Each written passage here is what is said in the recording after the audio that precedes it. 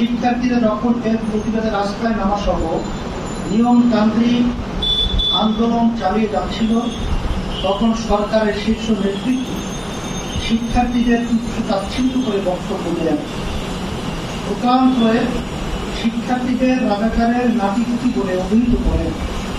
সরকার দলীয় সাধারণ সম্পাদক জনাব ওবায়দুল কাদের শিক্ষার্থীদের উপরে ছাত্রলীগকে লেলিয়ে দেন। ক্যাম্পাসগুলোতে ৭১ হানাদারদের নমুনায় রাষ্ট্রীয় বাহিনী দিয়ে হামলা করা হয়, ছাত্রী নির্যাতন সহ নির্মম সহিংসতা চালানো হয়। তৎপরবর্তীতে সেই আন্দোলন গণ আন্দোলনে রূপ নেয়, যা এক পর্যায়ে ক্যাম্পাস ছাড়িয়ে সারা দেশে ছড়িয়ে পড়ে। দেশের সকল স্তরের সাধারণ মানুষ স্বপ্রণোদিত হয়ে রাস্তায় নেমে আসেন।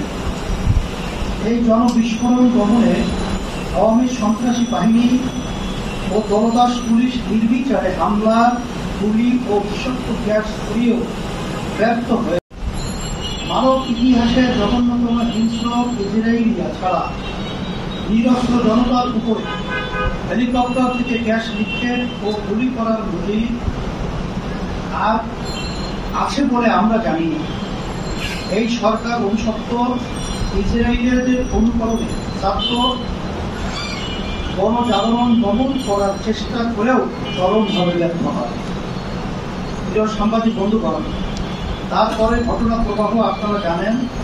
কারফিউ জারি করে দেশের গৌরব ও অহংকার বিশ্ব শান্তি রক্ষায় অপ্রতিভ সেনাবাহিনী মোতায়েন করা হয়। আমরা অবাক বিস্ময়ে দেখি যে বাহিনী বিশ্বজুড়ে মানুষের শান্তির জন্য নিজেদের জীবন উৎসর্গ করে, সেই বাহিনী বিভিন্ন স্থানে ট্যাঙ্কার বাড়িয়ে নিজ দেশে নিরস্ত্র নিরীহ মানুষের দিকে রাইফেল তাক করে আছে।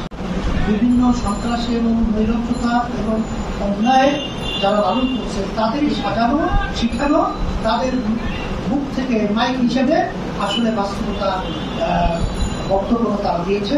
আসলে তাদের বক্তব্য এটা নেওয়া।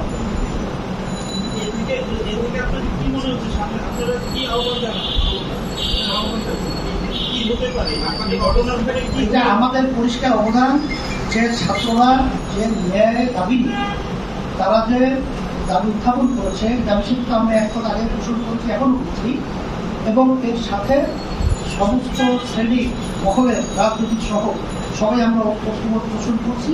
এখন আজকে সাংবাদিক মাধ্যমে এখন আমরা এটা ঘোষণা করছি। এবং এই আন্দোলন যতক্ষণ পর্যন্ত হত্যাকাণ্ডে নির্বিচারে আমাদের ভাইদেরকে, আমার ছাত্রদেরকে এবং আমার বাংলাদেশের জনগণকে, মানুষকে যেভাবে নয়ভাবে গণহত্যার মধ্যে দিয়েছে এবং করেছে, এটা যতক্ষণ পর্যন্ত এর বিচার এই বাংলার জমিনে না হবে ততক্ষণ পর্যন্ত আন্দোলন সংগ্রাম ন্যায়ের পক্ষে আমাদের চরমই করতেই হবে।